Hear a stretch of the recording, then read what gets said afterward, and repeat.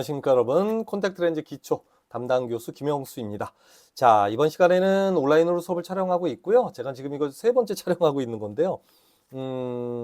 내용은 많고 하고 싶은 말은 많고 하다 보니까 수업 시간이 너무 길어져 가지고 다시 찍고 또 다시 찍고 하고 있습니다. 최대한 좀 핵심만 되는 내용만 좀 다뤄보려고 그래요. 그래서 빠르게 한번 진행할게요. 자, 이번 시간에는 소프트 토릭 콘택트 렌즈의 디자인과 피팅과 관련된 내용이고요. 두 가지 관점입니다. 첫 번째 중요한 건 축방향 안정화 기법. 이건 뭐냐면 토릭 콘택트 렌즈가 회전되지 않도록 눈 안에서 예를 들어서 이 렌즈가, 이것까지 설명은 좀 빠르게 할게요. 이 콘택트 렌즈가 눈 안에서 이렇게 회전된다는 거예요.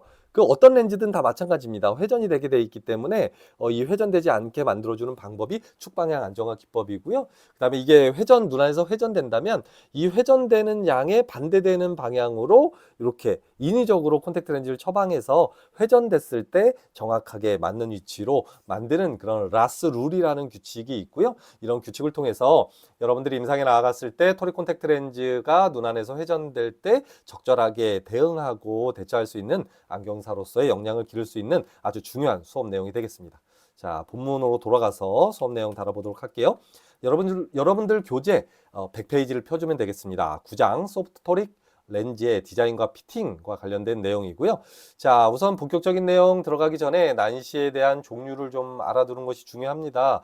그래서 여러분들이 직난시가 있고 도난시가 있고 사난시가 있다는 건 알지만 이게 영어로 표현했을 때는 어떤지도 알아두는 것도 중요해요. 시험 문제 출제하지는 않을 수도 있겠지만 그래도 안경사라면 기본적으로 이 정도는 알아둬야 돼요. 그래서 직난시는 영어로 WTR 에스티그머티즘이라고 해요. 그래서 외국 사람들의 경우에는 뭐 WTR이라고 표현하지는 않지만 기록할 때는 너무 기니까 WTR 에스티그머티즘이라고 쓰지만 진짜 말할 때는 with the rule 에스티그머티즘이라고 한다. 이건 직난시다. 알아두면 좋죠. 또 AST라는 말은 against the rule astigmatism. 이건 도난시를 얘기한다. 그래서 외국 사람을 만났는데 그 사람이 against the rule astigmatism 어쩌고저쩌고 얘기하면 알아는 들어야죠. 저 도난시 얘기하네. 이 정도 알아야 되고 마지막 오블리크 에스티그머티즘은 사난시를 얘기한다. 이 정도는 알아둘 필요가 있고, 자, 이건 설명 안 할게요. 아까는 다 설명했는데요. 이거 읽어보고요. 내가 이게 번역된 내용이 퍼뜩 좀 잘 이해가 안 돼서 좀 이해가 좀 쉽도록 만들어 놓은 건데요. 그러니까 뭐냐면 난시가 있는 사람한테는 난시용 안경 렌즈를 가지고 안경을 처방해야 되듯이 난시가 있는 사람한테는 난시용 소프트 콘택트 렌즈를 처방해야 된다는 내용이에요. 근데 그 내용을 너무 어렵게 써놔가지고 좀 쉽게 표현한 거고요.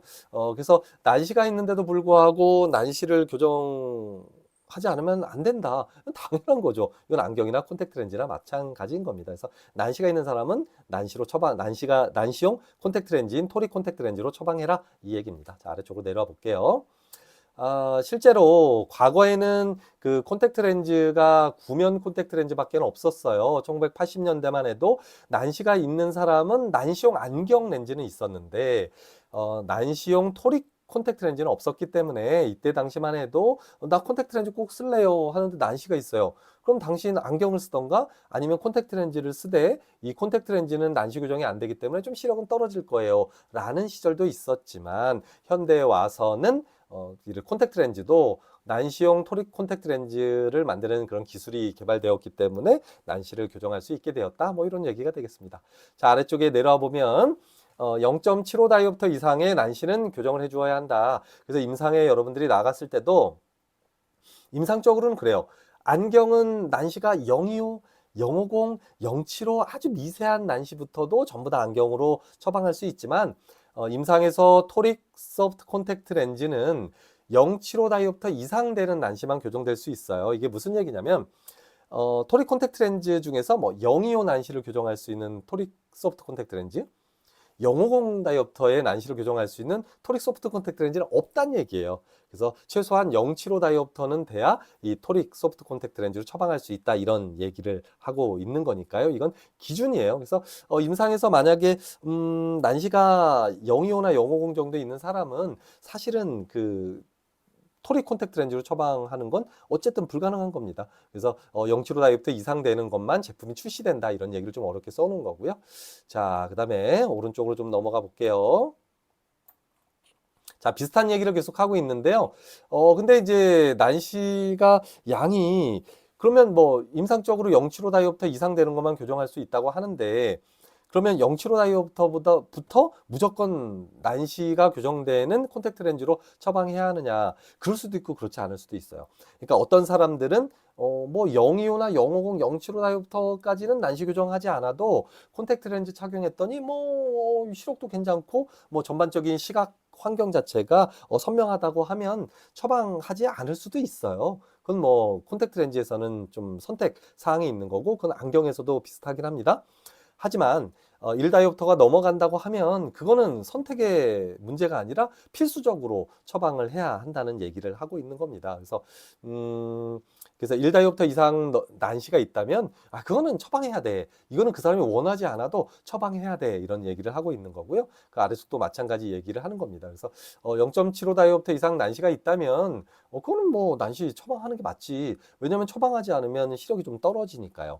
그 내용을 이렇게 어렵고 장황하게 써놓은 거고요. 자, 아래쪽은 난시 축과 관련돼서 도수는 그러니까 075 다이옵터 이상 되면 그냥 난시 교정용 토리 콘택트 렌즈 처방해야 되는 거고 난시 축 같은 경우는 어떠냐면 그런데 075 다이옵터 이상 있어도 그게 직난시나 도난시 그러니까 우리가 보통 어떻게 표현하냐면 이런 거 있잖아요. 안경 처방값이 S-2 다이옵터, C-1 다이옵터 AX 180 이렇게 처방되는 건 이게 S-C 표기 기준이에요. C 앞에 부호가 마이너스로 바꾼 S-C 표기 기준이에요. 무조건 표기 기준으로 이게 180도이면 얘는 직난시죠.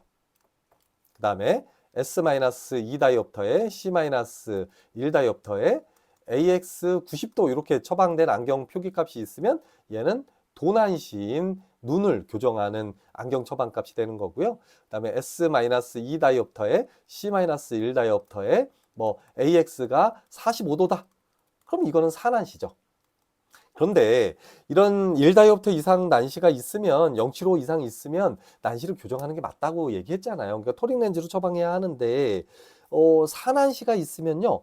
더 적은 난시라도 좀 시각적으로 많은 불편함을 느끼기 때문에 오히려 이럴 수 있다는 얘기예요. 지금 위와 같이 직난시나 도난시 한 1다이옵터 정도 있는 건 도수로 봐서는 난시를 처방하는 토릭 렌즈로 처방해야 하지만 경우에 따라선 이 사람이 만족스러워하면 시력적으로 뭐 그냥 처방하지 않아도 토릭 렌즈 처방하지 않고 그냥 구면 도수로 처방해도 된다는 얘기예요. 그럼 구면 도수 처방할 때는 어떻게 하는 거냐면 이 S-2에 그냥 그 구면 콘택트 렌즈 처방하는 게 아니고 등가 구면 굴절력으로 이 난시 도수를 반으로 나누면 얼마가 되죠? 마이너스 0.50이 되죠. 얘를 구면 도수랑 합치면 얼마가 됩니까? 마이너스 2.50 다이옵터로 그러니까 난시 교정하지 말고 그냥 등가 구면 굴절력으로 구면으로만 처방해도 직난시나 도난시는 크게 시각적으로 불편하지 않을 수도 있다는 얘기예요. 왜냐하면 이 눈을 이렇게 가늘게 뜨거나 하면 이게 열공판의 그 역할을 하기 때문에 일정한 부분 난시도 조금 교정한 것과 비슷한 효과가 나타나거든요. 그래서 경우에 따라서 이 사람이 눈을 찡그릴지언정 그 난시를 교정하지 않을 수도 있지만 경우에 따라서 근데 산난시가 있는 경우에는 아주 적은 난시의 양이라도 모두 다 교정을 해야 한다. 이 얘기를 요 난시축 요 내용에서 하고 있는 거고요. 자, 다음은 우세한입니다. 이게 난시를 교정할 거냐 말 거냐를 도수, 난시축 가지고도 임상적으로 판단할 수 있지만 이런 거예요. 어떤 사람이 오른쪽이 우세한인데요. 여러분들 우세한은 알고 있죠? 오른쪽 눈이 우세한인데 오른쪽 눈에 그 난시가 있어요. 근데 그쪽 눈이 우세한이에요. 그럼 가급적 토릭 렌즈를 처방해야 한다는 얘기예요. 근데 우세한은 오른쪽인데 왼쪽 눈에 난시가 있어요. 그럼 그거는 경우에 따라서는 처방하지 않을 수도 있다는 얘기입니다. 그래서 우세한에 난시가 있으면 그건 무조건 처방하는 게 시각적으로 흐림을 바로바로 그 흐림을 느껴서 불편함을 초래할 수 있고요. 우세한에는 난시가 없는데 비우세한에만 난시가 있으면 양한시 상태에서는 이쪽 비우세한을 난시를 교정하지 않아도 즉 토리 콘택트 렌즈로 처방하지 않아도 뭐 크게 불편함을 느끼지 않을 수도 있다. 좀 직설적으로 표현하면 우세한에 난시가 있다면 반드시 토릭 렌즈로 처방해라 이런 얘기가 되는 겁니다. 이건 임상적인 얘기고요. 자, 밑으로 쭉 내려가서 이번에는 이제 소프트 토릭 렌즈의 디자인과 관련된 얘기인데요. 이건 빠르게 진행할게요. 그 토릭 그 렌즈는 안경이 됐던 콘택트 렌즈가 됐던 그 토릭 면을 이 렌즈의 전면에다가 형성시킬 수 있고요. 또 뒷면에다가 형성시킬 수 있어요. 그러니까 이게 토릭 콘택트 렌즈라고 치면요. 이게 뒷면이고요. 이 오목한 면, 여기가 앞면인데요. 잘 안 보이나? 자, 여기는 볼록한 면, 여기는 앞면이죠. 여기 오목한 면, 뒷면이죠. 그래서 이 난시를 어디다 넣을 거냐? 이 앞쪽 면에다 난시를 넣고 뒷면은 그냥 구면으로 만들 수도 있고요. 앞면에다가 난시 형태로 토릭 면을 만들고 뒷면은 구면으로 만들 수도 있어요. 그래서 이 토릭 안경 렌즈나 토릭 콘택트 렌즈는 어느 면을 앞면에다가 난시를 넣을 거냐, 뒷면에다 난시를 넣느냐에 따라서 이렇게 후면 토릭 콘택트 렌즈, 후면 토릭 안경 렌즈 이렇게 결정돼요. 그래서 후면 토릭 안경 렌즈는 전면은 그냥 구면으로 되어 있고요. 이 뒷면, 후면을 토릭으로 넣어서 전체를 봤을 땐 토릭 안경 렌즈나 토릭 콘택트 렌즈가 되게 만들 수도 있고요. 또는 전면을 토릭 형태로 만들고 후면은 그냥 구면으로 만들어서 전체적으로 봤을 때는 토릭 안경 렌즈, 토릭 콘택트 렌즈를 만들 수도 있다. 이건 사실은 종류에 관한 문제니까요. 참고해두면 좋아요. 나중에 이건 하드 콘택트 렌즈에선 정말 중요하지만 여기선 요 정도, 그런 게 있다더라 정도만 알아두면 되고요. 자, 또 한 가지는 뭐냐면 소프트 콘택트 렌즈와 하드 콘택트 렌즈의 가장 큰 차이는, 자, 요거 눈을 가지고 조금 설명하면 좋을 것 같은데요. 자, 소프트 콘택트 렌즈는 이렇게 각막하고 완전히 딱 하고 달라붙어요. 그래서 요 사이에 눈물층이 형성될 틈이 없어요. 그래서 뭐 눈물 렌즈에 의해서 이 전체 콘택트 렌즈의 광학적인 효과가 바뀌거나 하지 않거든요. 근데 다음 학기 때 얘기하겠지만 하드 콘택트 렌즈는 이 각막과 하드 콘택트 렌즈 사이에 눈물층이 형성되고요. 이 하드 렌즈가 그 눈물층 위에 배가 물에 뜨듯이 약간 이게 떠서 피팅이 되거든요. 따라서 이 각막과 하드 콘택트 렌즈 사이에 눈물 렌즈의 두께라거나 눈물 렌즈의 형상에 따라서 내가 마이너스 2다이옵터의 하드 콘택트 렌즈를 처방했는데 전체 광학적인 효과가 뭐 마이너스 1이 날 수도 있고요. 특이하게도 마이너스 막 6 이렇게 효과가 날 수도 있어요. 그건 눈물 렌즈 효과 때문에 그렇거든요. 그건 다음 학기 때 설명하기로 하고, 여기서 얘기하는 건 하지만 소프트 콘택트 렌즈는 각막에 완전히 밀착돼서 중간에 그런 눈물이 형성되지 않고 따라서 이런 눈물 렌즈가 형성이 되지 않기 때문에 뭐 그런 눈물 렌즈의 효과는 없다. 뭐 이런 얘기 참고적으로 하나 알아두고요. 하드 렌즈에선 중요합니다.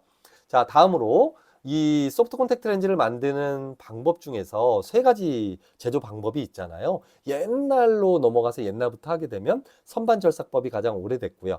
그 다음에 회전주조법 두 번째, 그다음에 주형주조법, 이렇게 최근에 만들어진 그런 그 제조 방식이 있죠. 이 중에서 회전주조법으로는 토릭 렌즈를 만들 수 없어요. 왜 그러냐면, 자 보세요. 선반절삭법으로는 어떻게 만드냐면 이 뾰족한 걸로 윙 하면서 이쪽 경선을 깎으면서 내가 지금 화면도 안 보여주고 얘기했죠. 미안해요. 요 얘기예요, 요 얘기. 지금 요 얘기하고 있는 거예요. 제조 공정. 자, 이 선반으로 윙 하면서 180도 경선 방향은 조금 깎고 90도 경선 방향 윙 하면서 더 많이 깎아가지고 토릭면을 만들어서 얘를 토릭 콘택트 렌즈로 만들 수 있겠죠. 그죠? 선반절삭법 할 수 있어요. 근데 주형주조법은 어때요? 이렇게 앞몰드와 순몰드를 요 몰드의 면을 토릭면으로 만들어서 꽝 하고 찍어내면 만들어진 렌즈도 토릭면을 가지게 되잖아요. 그래서 토릭 콘택트 렌즈를 만들 수 있죠. 근데 보세요. 이게 회전주조법은 막 회전되는 이런 오목한 면에다가 액체 형태의 모노머를 놓고 회전시켜서 그런 곡률을 형성하죠. 근데 이쪽 경선은 더 가파르고 이쪽 경선은 덜 가파르고 이렇게 회전시켜서 만들 수는 없잖아요. 그죠? 그래서 회전주조법으로는 토릭 렌즈를 만들 수 없어요. 요거 참고적으로 알아두면 좋아요. 요거는 뭐 임상적으로는 중요하진 않지만 안경사 국가 시험에서는 자주 물어보는 말이기 때문에 꼭 알아두고요. 자, 뭐 요번 1학기 때는 그게 중요한 내용은 아닙니다. 자, 지금부터 정말 중요한 내용이 나오는데요. 자, 축방향 안정화 기법에 대한 내용이에요. 제가 지금 세 번째 영상을 똑같은 내용을 찍고 있기 때문에 조금 말도 좀 빠르고 그렇지만 좀 이해해줘요. 왜냐면 할 내용 정말 많아요. 서두에서도 설명한 것처럼. 자, 축방향 안정화 기법은 뭐냐면 이 안경이라는 거는요.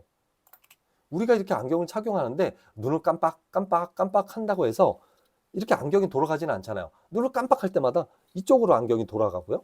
또 눈을 깜빡할 때마다 이쪽으로 이 안경이 돌아가진 않잖아요. 그런데 이 콘택트 렌즈는 이 눈 안에 착용을 하고 각막 바깥쪽에 각막 앞에 착용하죠. 그리고 그 콘택트 렌즈 앞에 눈꺼풀이 놓여지기 때문에 이 눈꺼풀의 물리적인 기계적인 작용에 의해서 렌즈가 회전되게 됩니다. 또는 이 각막에 생겨 있는 모양에 따라서 눈을 깜빡일 때 그 각막의 모양에 따라서 이렇게 회전되기도 하고요. 또는 눈을 깜빡이지 않아도 각막의 모양이 약간 비대칭적이면 그 각막의 모양에 맞춰서 렌즈가 이렇게 회전되게 됩니다. 어찌됐든 렌즈가 콘택트 렌즈는 눈 안에서 회전된다는 얘기를 하고 싶은 거예요. 잠깐 우리 이거 동영상 조금 이따 보죠. 자, 어찌됐든 그림을 통해서 한번 내가 다시 한번 설명 한번 해줘 볼게요. 자, 예전에 제가 무슨 얘기를 한번 한 적이 있냐면 우리 눈의 그 이 눈꺼풀은 펜이 우리 눈의 눈꺼풀은 이렇게 있죠? 자, 우리가 지금 환자를 바라보는 입장이니까 여긴 오른쪽 눈이 되고요. 여기는 왼쪽 눈이 되겠죠? 맞죠? 자, 그랬을 때 이 눈꺼풀의 깜빡이는 방향은 어떻게 되냐면 이 윗눈꺼풀은 이 귀 쪽부터 덮이기 시작해서 코 쪽 방향으로 덮이는 이런 방식으로 덮이고요. 아래쪽 눈꺼풀은 어떻게 된다 했죠? 이 코 방향이면 아래쪽 눈꺼풀은 눈을 깜빡깜빡할 때마다 어떻게 된다고요? 이 수평 방향, 코 방향으로 수평 운동을 한다고 했잖아요. 근데 우리가 콘택트 렌즈를 착용하게 되면 어떻게 되냐면, 아이고, 이렇게 눈꺼풀에도 조금 이렇게 안쪽으로, 아유, 그림을 잘못 그렸어요. 어찌됐든 이게 콘택트 렌즈가 이렇게 착용되죠. 소프트 콘택트 렌즈 같은 경우는 이 윗눈꺼풀과 아랫눈꺼풀에 살짝 이게 겹치게 착용이 될 수밖에 없거든요. 이쪽도 마찬가지예요. 이렇게 착용이 되고, 이렇게 착용이 되겠죠. 이때 이 눈꺼풀의 운동이 이렇게 코 쪽 방향으로 이렇게 깜빡깜빡할 때마다 움직이기 때문에 자, 오른쪽 방향 펜 색깔을 초록색으로 할까요? 자, 그럼 렌즈가 어떻게 될까요? 이 아래쪽을 보세요. 이 아래쪽에 렌즈를 눈꺼풀이 붙들고 이쪽으로 이동하기 때문에 렌즈가 이렇게 회전되죠. 자, 또 왼쪽 눈 같은 경우는 어때요? 아래쪽이 이쪽 방향으로, 코 쪽 방향으로 이렇게 수평 방향 깜빡깜빡할 때마다 작용을 하니까 콘택트 렌즈를 누르고 이렇게 눌러주니까 얘가 시계 방향으로 회전하겠죠. 그래서 오른쪽 눈에 착용한 콘택트 렌즈는 반시계 방향으로, 왼쪽 눈에 착용한 콘택트 렌즈는 시계 방향으로 회전되게 됩니다. 자, 요걸 한번 우리 실제로 보면서 보죠. 요거 이제 콘택트 렌즈라고 가정하고 설명할게요. 이게 지금 축 방향이라고 회전하면 콘택트 렌즈를 착용했죠. 안경도 좀 벗어볼게요. 자, 착용한 상태에서 이 윗눈꺼풀과 아랫눈꺼풀이 이렇게 잡고 있고요. 지금 여러분들 보는 건 제 왼쪽 눈을 보고 있는 거예요. 자, 왼쪽 눈 아까 뭐라 그랬습니까? 시계 방향으로 회전한다고 했잖아요. 자, 내가 이 코가 여기 있잖아요. 아랫눈꺼풀은 어떻게 움직여요? 이쪽 코 쪽 방향으로 수평 방향 운동을 하니까 이 렌즈를 꽉 이렇게 위아래가 잡힌 상태에서 얘가 이렇게 깜빡할 때마다 회전되는 거예요. 깜빡할 때마다 회전되고요. 자, 이쪽 오른쪽 눈에 착용한 콘택트 렌즈는 눈 깜빡할 때마다 어떻게 회전될까요? 이렇게 회전되겠죠.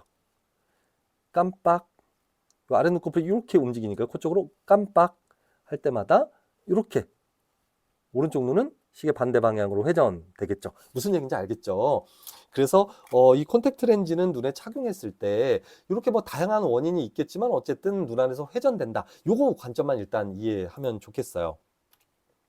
자, 그래서 다시 본문으로 돌아가서 그래서 이런 안경은 눈을 아무리 깜빡깜빡하고 각막의 모양이 뭐 비대칭적으로 생겨도 뭐 안경이 이렇게 회전될 일은 없어요. 근데 콘택트 렌즈는 무조건 회전이 된다.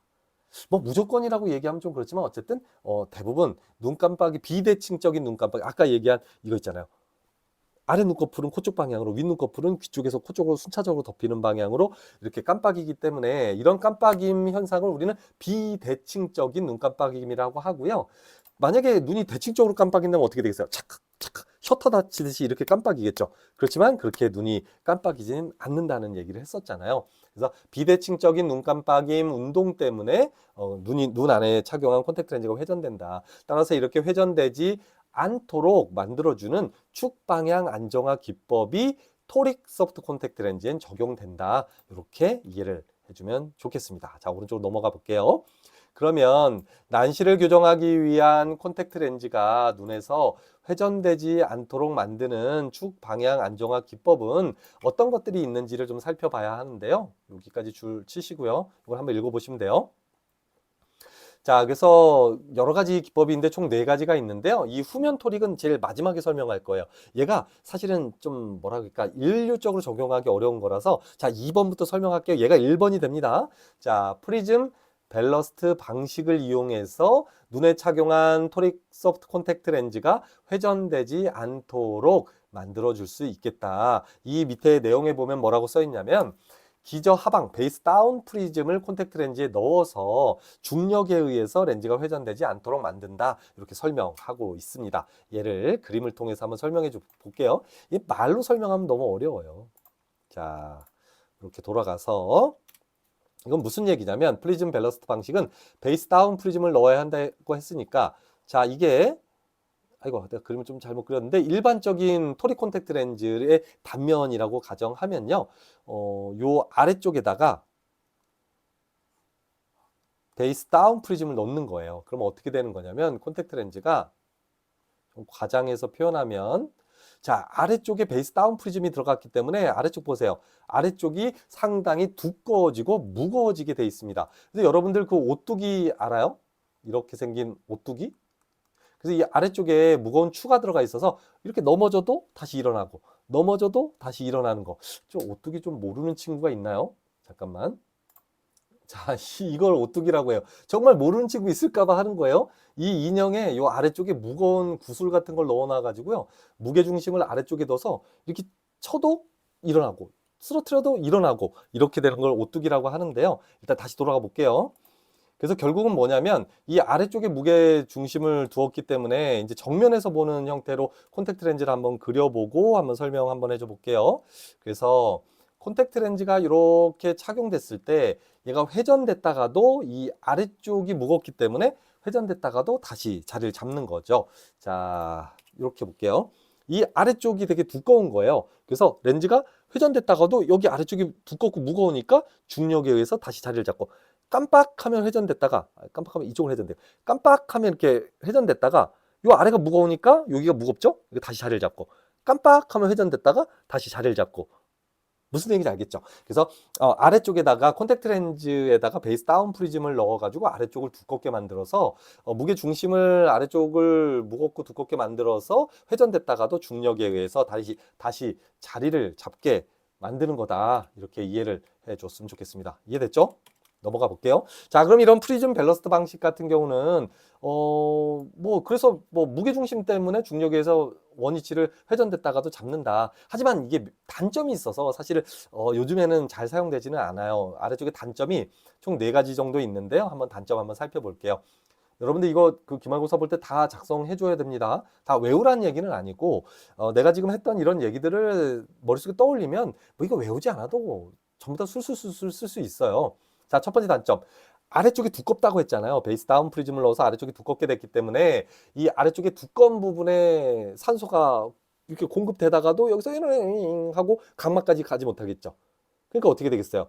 이 아래쪽이 두꺼운 각막의 아래쪽에 산소 공급이 잘 안 돼서 저산소증이 발생하는 문제점이 발생하겠죠. 그래서 각막의 아래쪽에 문제, 저산소증의 문제를 발생시킨다. 자, 두 번째는 아래쪽이 두껍기 때문에 이 눈꺼풀이 민감한 사람의 경우에는 눈을 깜빡깜빡 할 때마다 평소에도 이거 선생님 이 아래쪽에 뭐가 들어간 것 같이 자꾸 불편해요. 이 렌즈 뭐가 이상해요. 이렇게 얘기를 하겠죠. 그죠? 아래쪽이 두꺼워서 이런 착용감적인 문제를 일으킬 수도 있다는 겁니다. 자, 세 번째.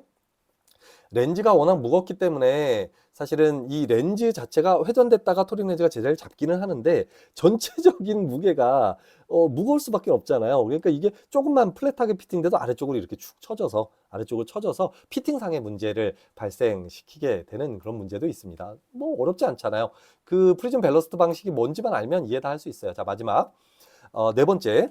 한쪽은 구면 렌즈를 처방하고 한쪽은 토릭 렌즈를 처방해야 되는 경우도 있을 수 있잖아요. 그랬을 때 이쪽 오른쪽의 구면 렌즈는 전체적인 두께가 동일하니까 어떤 뭐 두께 차이가 나타나지 않는데 한쪽에만 프리즘 밸러스트 방식의 그 축방향 안정화 기법이 적용된 토링 렌즈를 착용하면 여기는 아래쪽이 두꺼우니까 이거 오른쪽은 괜찮은데 왼쪽 너무 불편한데요?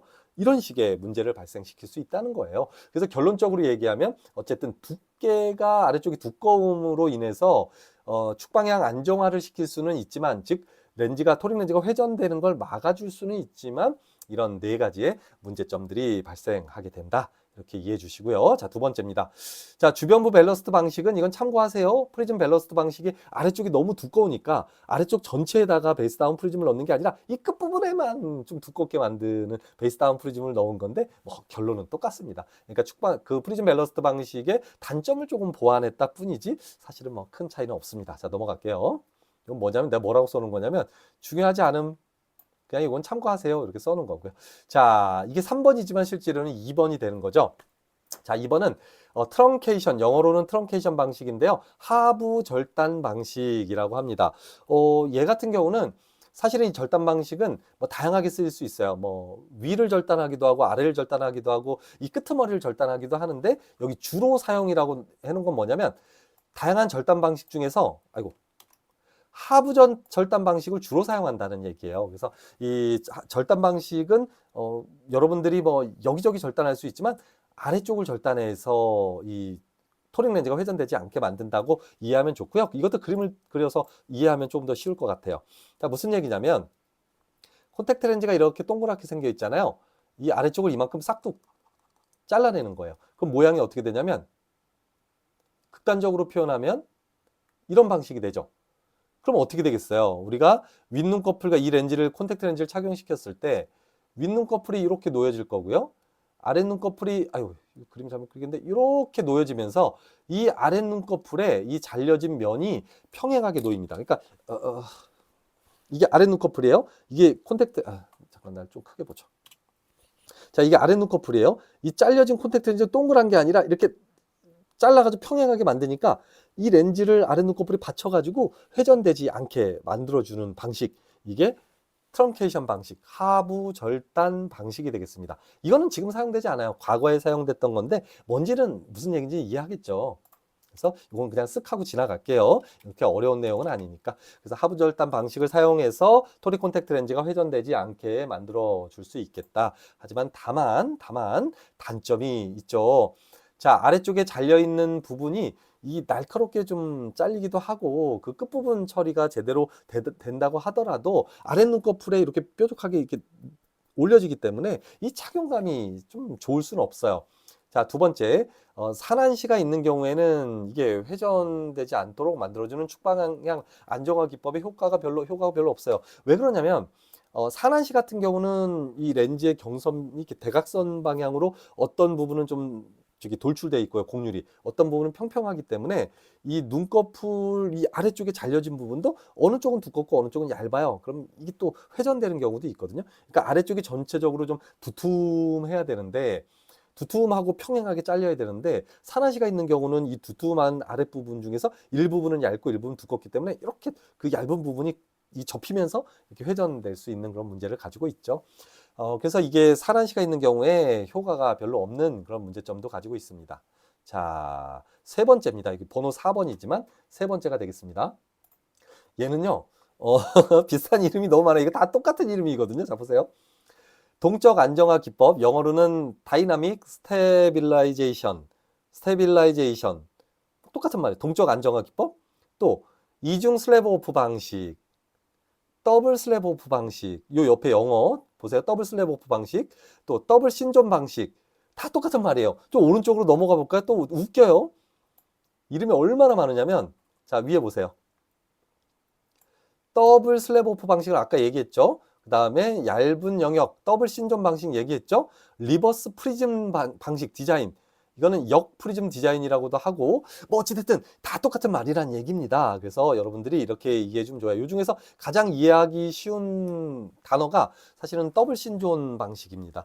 안경사 국가시험에서는 이중 슬랩 오프 방식이라고 설명하기도 하지만 쉽게 얘기하면 이해하기 쉬운 용어는 사실 더블 신존이에요. 콘택트 렌즈의 위와 아래를 얇게 만들어서 렌즈가 회전되지 않도록 만든다. 그러면서 자, 여기 밑에 뭐라고 써 있냐면 가장 일반적인 토릭 소프트 콘택트 렌즈의 축방향 안정화 기법이다. 이렇게 얘기를 하면서 오른쪽으로 넘어가 볼게요. 자, 수박시 이론을 이용해서 이 렌즈가 왜 회전되지 않는지, 그러니까 위와 아래를 얇게 만들면 왜 렌즈가 회전되지 않는지를 수박시에 비유해서 설명하고 있습니다. 자, 그림을 또 한번 그려볼게요. 자, 그래서 이중 슬랩 오프 방식, 더블 신존 방식은 어떻게 해서 토릭 소프트 콘택트 렌즈가 회전되지 않게 만드는지를 설명하는데요. 여러분들 수박 먹어봤죠?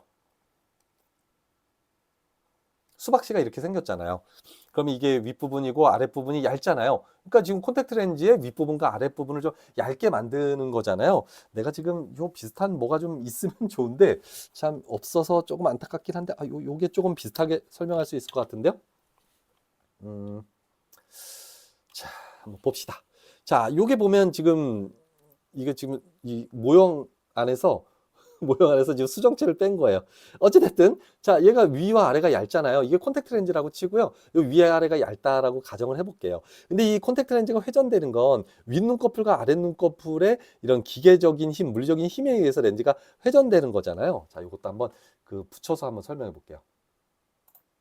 자, 요게 지금 이제 축방향을 이렇게 그려놓은 거고요. 윗눈꺼풀과 아랫눈꺼풀이 만약에 위와 아래를 얇게 만들지 않았다면 특히 이제 아랫눈꺼풀의 이 비대칭적인 움직임 때문에 이렇게 이게 작용하겠죠. 근데 잘 보세요. 위아래를 얇게 만들면 여러분들 바닥에 떨어져 있는 수박씨가 바닥에 먹다 떨어졌어요. 이게 잡으려고 그러면 잘 잡히던가요? 안 잡히죠. 그런 경험 해본 적 있죠. 그거예요. 그러니까 수박씨와 위아래를 얇게 만들어서 이 눈꺼풀의 그 물리적인 힘을 여기에 주려고 해도 미끌 하면서 그냥 눈 깜빡깜빡 하면서 얘한테 그 기계적인 힘을 작용하지 않으니까 이거 회전이 안 되는 거예요. 지금도 보세요. 제가 이렇게 여기다 힘을 주려고 해도 얘가 미끄러지기만 하지 이 렌즈에 지금 어떤 물리적인 힘을 크게 회전되는 힘, 특히 회전되는 힘을 작용하지 않게 됩니다. 무슨 얘기인지 알죠? 그래서 이 수박시 이론을 잘 생각하면 좋겠어요. 그래서 위와 아래를 얇게 만들었기 때문에 그 얇고 매끄러운 그 부분이 이 눈꺼풀이 작용하는 그런 기계적인 힘, 물리적인 힘의 그 영향을 잘 받지 않기 때문에 렌즈가 회전되지 않는다. 이걸 무슨 방식이라고요? 동적 안정화 방식. 자, 조금 화면 작게 해볼게요. 동적 안정화 아유, 미안해요. 또 화면 안 보여주고 했네. 자, 동적 안정화 방식, 이중 슬랩 오프 방식, 더블 신존 방식, 역 프리즘 방식 다 똑같은 말입니다. 그래서 임상적으로는 사실 더블 슬랩 오프 방식, 또 더블 신존 방식 이런 말을 가장 흔하게 사용하고 있다 이렇게 생각해 주면 좋아요. 그런데 이 방식도 좀 일부 단점은 있어요. 자, 좀 크게 볼게요. 자, 그러니까 이 렌즈의 끝부분을 얇게 만들어서 얇게 만들어서 위와 아래를 얇게 만들어서 이런 렌즈가 회전되지 않도록 축방향 안정화를 시키는 안정화 방식을 사용하긴 하는데 그 도수가 예를 들어서 극단적으로 표현해 볼게요. 그림을 통해서 한번 설명하면 좀 이해하기가 좀 쉬울 것 같긴 한데 지금 얘는 도수가 예를 들어서 마이너스 3 다이옵터라고 가정할게요. 그러니까 이게 플러스 렌즈로 설명해야 되죠. 이게 볼록 렌즈니까 그죠? 그래서 마이너스 렌즈도 마찬가지긴 한데 지금 3 다이옵터니까 중심 두께랑 주변 두께를 좀 상대적으로 좀 얇게 만들 수 있는데 극단적으로 표현해 볼게요. 얘가 플러스 0.25 다이옵터를 한번 설명해 볼게요. 그럼 이 중심 두께나 이 가장자리 두께나 그 차이가 크지 않기 때문에 이 뾰족해서 얇은 그 수박씨의 그런 이론이 적용되는 그 효과가 미미해요. 이건 무슨 얘기냐면 좀 도수가 어느 정도 있고 렌즈 두께가 있는 콘택트 렌즈에서는 축방향 안정화 기법의 효과가 좋지만 도수가 낮아서 렌즈 자체가 전체적으로 얇으면 중심부 두께랑 가장자리 두께의 차이가 크지 않기 때문에 효과가 별로 발생하지 않는 그런 단점을 가지고 있다. 무슨 얘기인지 알겠죠? 요 길게 설명된 게 그거예요. 그래서 굴절력이 낮은 경우에는 효과가 별로 없다. 자, 됐죠? 그렇게 하고 넘어가도록 하겠습니다. 자, 이게 단점이고요. 다시 이제 맨 상단으로 올라갑니다. 그러면 자, 후면 토릭 방식은 또 무엇이냐? 그러면 축방향을 안정화시킬 수 있는 토릭 소프트 콘택트 렌즈의 축방향을 안정화시킬 수 있는 방법 중에 이제 이게 네 번째가 되는데요. 얘는 모든 사람한테 다 적용할 수 있는 방식이 아니에요. 이걸 좀 극단적으로 내가 한번 비유를 한번 그림을 통해서 설명하면 실제로 난시가 그렇게 생기진 않았지만 내가 난시를 이상하게 한번 표현해 볼게요. 눈이 난시가 이렇게 생긴 걸 난시 있는 각막이라고 가정을 한번 해볼게요. 그러면 이 소프트 콘택트 렌즈가 후면이 그냥 이렇게 맨들하게, 그러니까 토릭이 아니게 만들어진다고 하면 얘가 그냥 이렇게 삐뚤삐뚤삐뚤 회전되는 건 똑같이 계속 영향을 받을 텐데, 만약에 이 콘택트 렌즈의 이 뒷면을 요 각막에 난시가 있는 모양으로 콘택트 렌즈의 뒷면을 만들었다고 가정해 볼게요. 얘를 렌즈의 후면이 토릭 형태로 되어 있는 토릭.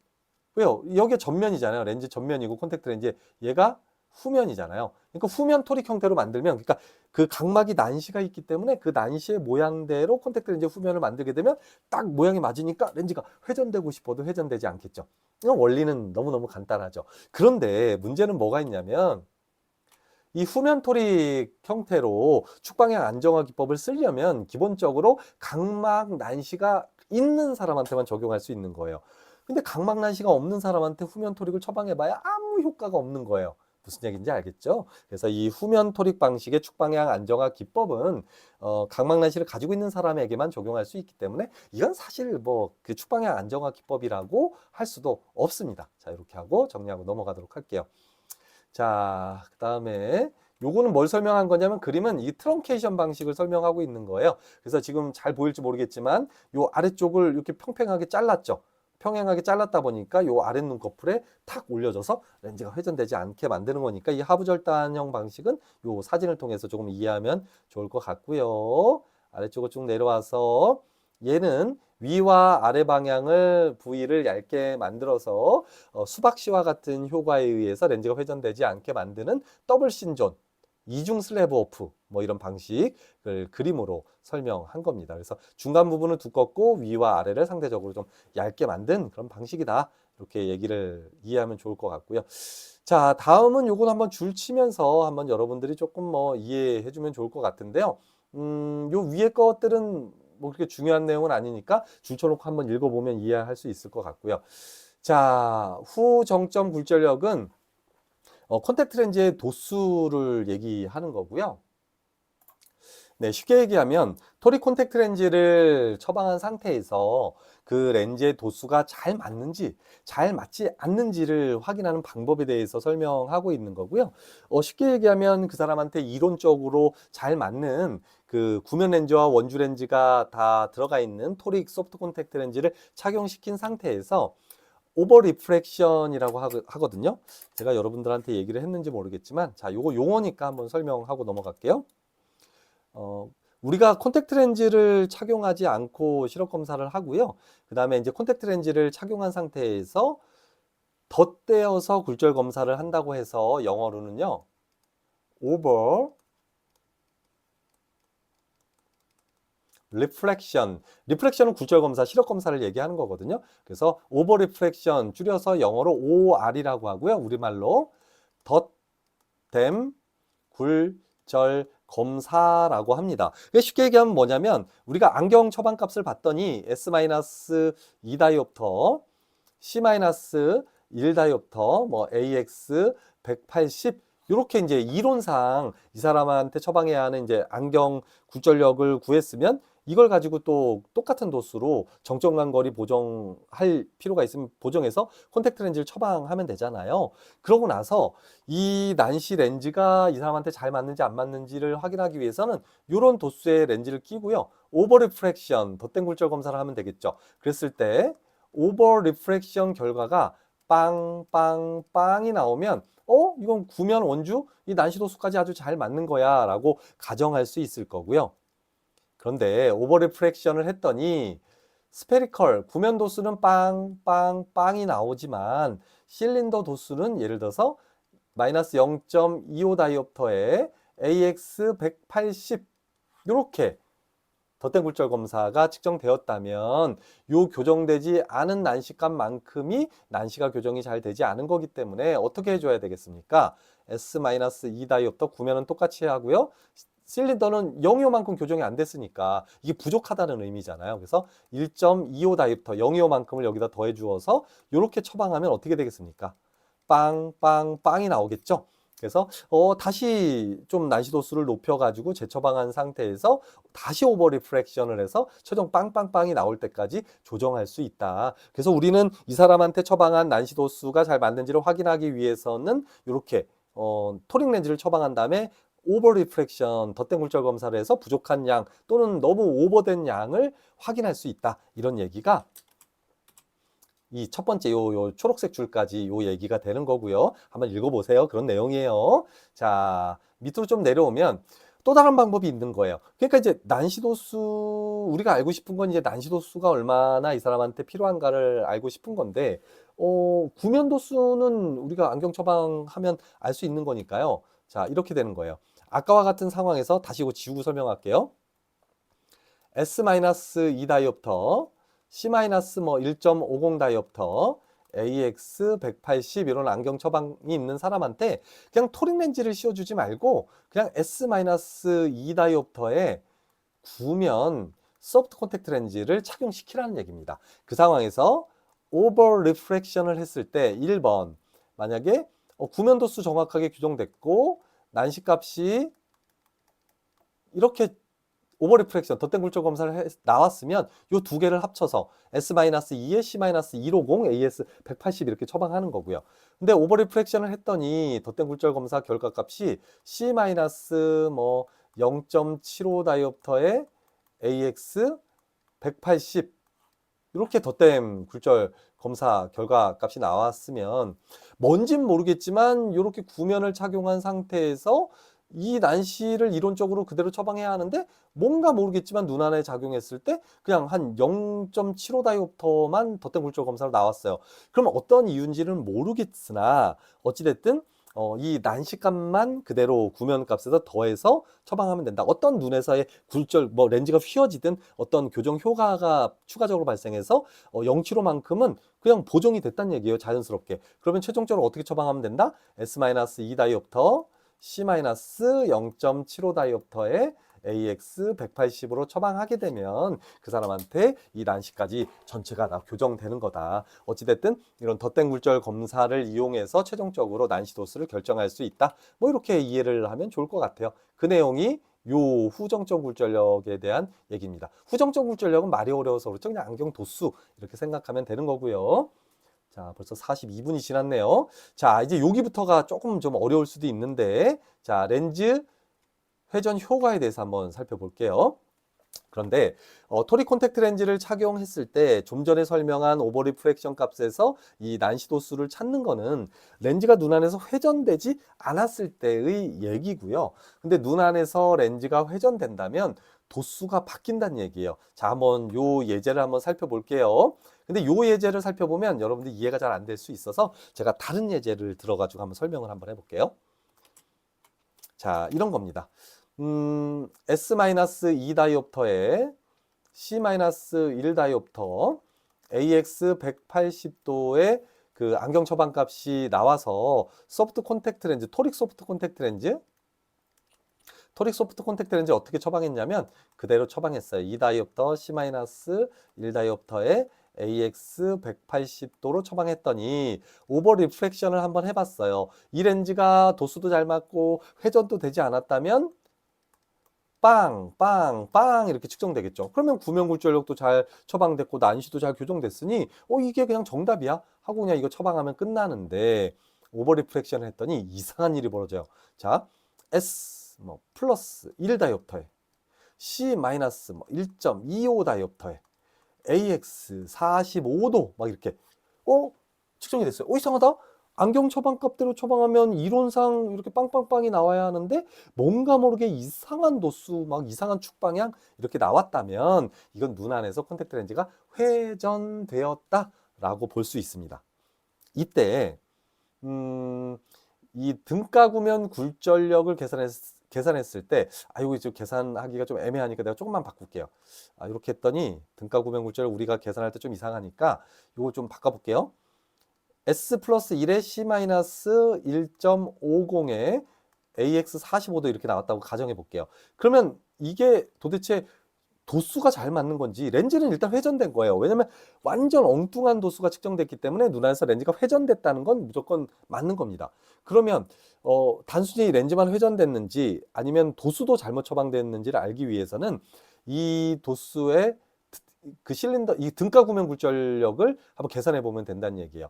여러분들 등가 구명 굴절력 뭔지 알죠? 자, 난시 도수를 반으로 나누고 그걸 구명 도수랑 더하는 걸 등가 구명 굴절력이라고 하잖아요. 그러면 이 C-1.5를 반으로 나누면 얼마가 되죠? 마이너스 0.75 다이옵터가 나오죠. 그죠? 맞잖아요. 마이너스 1.50을 반으로 나누면 0.75잖아요. 얘랑 이 구면 도수랑 이 난시 도수를 반으로 나눈 걸 더해줍니다. 그럼 얼마가 나오죠? 플러스 1에 플러스 마이너스 0.75는 플러스 0.25 다이옵터가 나오죠. 그러면 얘는 축방향도 회전되었지만 도수도 잘 맞지 않는다. 이렇게 가정할 수 있고요. 자, S-2 다이옵터에 C-4 다이옵터에 AX 180에 토릭 소프트 콘택트 렌즈를 처방했는데 오버 리프렉션을 했더니 플러스 1 다이옵터에 C-2 다이옵터에 AX 37도 이렇게 측정됐다면 일단 얘가 좀 도수가 이상하잖아요. 빵빵빵이 아니라 뭔가 막 구면 도수에 난시 도수에 막 이상하게 난시 축도 이상한 방향에 이렇게 측정됐으니까 일단 첫 번째 뭘 할 수 있어요? 토릭 콘택트 렌즈가 회전되었다. 이건 명확해요. 회전되었다는 건 명확해요. 그럼 두 번째 뭘 확인해야 되죠? 그럼 도수는 맞게 처방된 거냐? 도수는 맞게 처방된데 렌즈만 회전된 거냐 알기 위해서는 지금 오버 리프렉션 값을 등가 구명 굴절력을 구하면 되겠죠. 자, 실린더 렌즈 반 나누면 얼마예요? 반 나누면 마이너스 1 다이옵터죠. 그럼 얘랑 더하면 얼마가 나옵니까? 빵이 나오죠. 그죠? 그러면 뭐냐면 렌즈는 회전되었으나 도수는 잘 맞는다라고 가정하면 돼요. 따라서 요 도수 그대로 처방하되 요 축방향만 조금 바꿔서 처방하면 되겠다. 이렇게 이해할 수 있는 겁니다. 좀 어려울 수 있어도 한번 들어봐요. 그래서 렌즈의 회전 효과에서는 중요한 건 이 덧댄 굴절 검사 결과값의 등가 구명 굴절력을 구했을 때 빵빵빵이 나오면 도수는 잘 맞으나 렌즈는 회전되었다. 또는 빵빵빵이 나오지 않으면 도수도 잘 맞지 않고 렌즈까지 회전되었다. 이렇게 생각을 해주면 좋겠습니다. 자, 그 다음에 여기까지 하고 이 수업은 조금 맞춰야 될 것 같기는 한데, 자, 일단 아까도 잠깐 설명한 것처럼 그 콘택트 렌즈를 착용하게 되면 어찌됐든지 간에 비대칭적인 눈 깜빡임 운동에 의해서 렌즈는 회전될 수밖에 없어요. 이때 평균적으로 사람에 따라서 이렇게 코 쪽 방향으로 아랫눈꺼풀이 작용하는 힘에 의해서 오른쪽 눈은 시계 반대 방향으로 한 5도에서 10도, 왼쪽 눈은 시계 방향으로 5도에서 10도 정도 뭐 평균적으로 회전된다. 하지만 이건 예측할 수 있는 거고 눈을 깜빡할 때 일시적으로 회전됐다 돌아오고 일시적으로 회전됐다 돌아오는 거기 때문에 이건 뭐 큰 문제는 되지 않는다. 단지 비대칭적인 눈 깜빡임 운동에 의해서 렌즈가 눈을 깜빡일 때마다 회전된다는 건 알아두어야 하고 위에서 설명한 것 또 뒤에서 할 내용은 뭐냐면 그러면 이게 일시적으로 회전되는 게 아니라 이 눈꺼풀의 어떤 작용이라거나 아니면 각막의 모양에 의해서 영구적으로 회전되는 거 있잖아요. 눈 깜빡할 때 일시적으로 회전됐다 돌아오는 게 아니라 계속 이렇게 회전돼 있다면 그건 어떻게 조치를 취해야 하겠는가가 중요한 거죠. 요건 중요한 내용이 아니라는 얘기입니다. 자, 이 밑에 쪽에 보면 이 눈꺼풀의 구조에 의해서 이 눈꺼풀이 너무 단단하거나 아니면 어떤 이 눈꺼풀의 틈새가 너무 작거나 이런 문제가 생기면 이 렌즈를 회전시키는 그 물리적인 눈꺼풀의 힘이 강해진다. 이거는 뭐 해부학적으로 당연한 얘기니까 이건 참고하면 되고요. 자, 그래서 어떤 눈과의 관련성에 의해서 렌즈가 눈 안에서 회전될 수 있는 다양한 원인들이 있는데 자, 여기 한번 봅시다. 그렇다면 눈 안에서 렌즈가 회전되었을 때 여기 보세요. 착용감은 자, 착용감이 아주 좋지 않은 걸 뭐 100으로 보고 그냥 좋은 걸 한 1 정도로 봤을 때 그냥 한 80에서 한 89 정도 되면 아니 뭐 아니죠, 미안해요. 이게 저기 100이 아주 좋은 거 100점, 착용감 100점일 때 한 80에서 한 89점 정도면 뭐 그냥 수용할 수 있어. 뭐 이런 내용들이에요. 근데 여기서 중요한 건 요겁니다.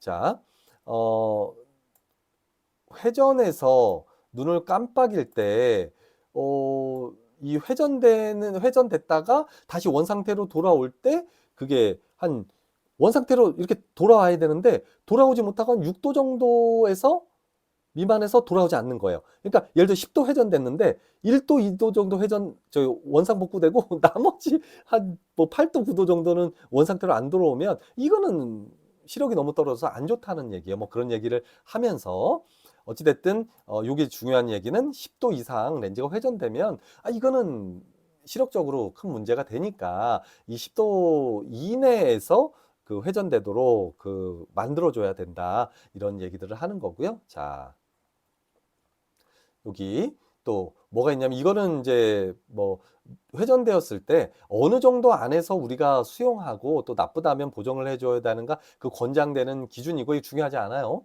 자, 어찌됐든 회전되면 무조건 좋지 않은 거예요. 자, 렌즈의 두께라거나 이런 내용들도 좀 살펴보게 되면 이게 산안시에서 특히 이 회전되는 그 양이 엄청나게 크고요. 자, 이거 왜 그러냐면 아래쪽으로 내려와 볼게요. 자, 그러니까 요거예요. 산안시에서는 왜 토릭 렌즈가 회전이 심한가? 이게 보면 여기 뭐라고 나오냐면 이게 여기 밑에 쪽 보면 요 지금 몇 도라고 할까요? 여기 한 120도 정도 될까요? 120도 정도 방향은 좀 렌즈가 상대적으로 두껍고 이게 토릭 렌즈니까요. 거기에 90도 반대니까요. 지금 여기 보면 이게 45도와 135도를 설명하고 있네요. 그러니까 135도 경선 방향은 되게 두껍고요. 또 45도 경선 방향은 좀 상대적으로 얇으면 어떻게 되냐면 눈을 깜빡이는 중간에 자, 보세요. 힘이 어떻게 가해지는지. 이 화살표 방향으로 눈을 깜빡일 때 힘이 가해지겠죠.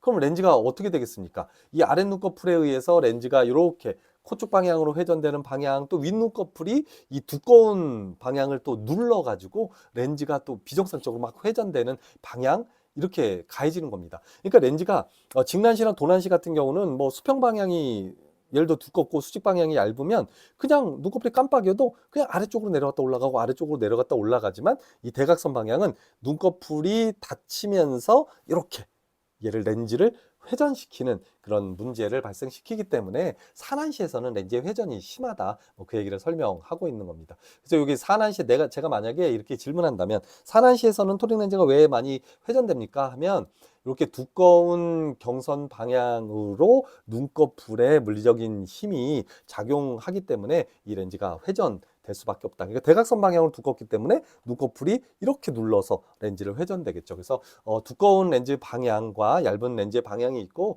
이 두꺼운 렌즈 방향으로 눈꺼풀에 물리적인 힘이 회전되는 작용이 발생하기 때문에 이런 산안시 방향의 토릭 렌즈는 더 많이 회전됩니다. 이렇게 얘기를 해주면 되겠습니다. 이것도 한번 참고적으로 보고요. 53분이 흘렀네요. 자, 여기부터가 이제 정말 중요한 얘기가 되겠는데 이건 다음 차시로 넘기도록 할게요. 자, 이것으로 콘택트 렌즈 기초 14주차 1차 시 수업 마무리할게요. 자, 안녕.